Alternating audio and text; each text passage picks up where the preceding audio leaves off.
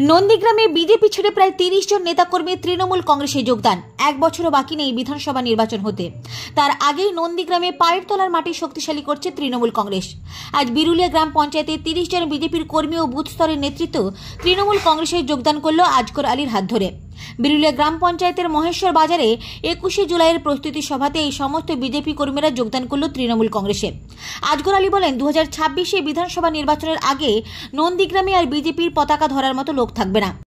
প্রত্যেকটা এপিসোডে, প্রত্যেকটা কর্মসূচিতে আপনারা দেখতে পাবেন মাঠ ফাঁকা হয়ে যাবে। ২০২৬-এর আগে আপনারা দেখতে পাবেন নন্দীগ্রামের মাঠ পরিষ্কার হয়ে গেছে।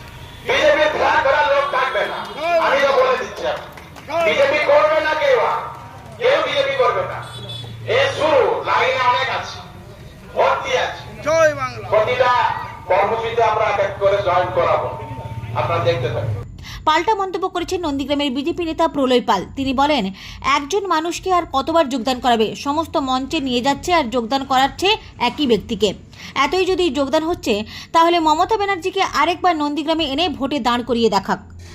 এটা একটা হাস্যপ্রদ বিষয় যে এদেরকে কতবার যোগদান করাবে সেটা তৃণমূল ঠিক করে রেখেছে। বিভিন্ন স্টেজে নিয়ে গিয়ে এদেরকে তুলে দেয় আর এদেরকে পতাকা ধরিয়ে দেয়। আমি তৃণমূল কংগ্রেসকে বলবো যে নন্দীগ্রামে তাদের নেত্রী মমতা ব্যানার্জিকে আর একবার নন্দীগ্রামে এসে দাঁড়াতে, কারণ এত যোগদান তারা করাচ্ছে। আমার তো মনে হয় যে তৃণমূল নেত্রীর উচিত নন্দীগ্রামে এসে এই সমস্ত মক্কেলগুলার পাল্লায় পড়ে আরেকবার নন্দীগ্রামে দাঁড়ানো, তাহলে নন্দীগ্রামের মানুষ আরেকবার বুঝিয়ে দেবে তাদেরকে।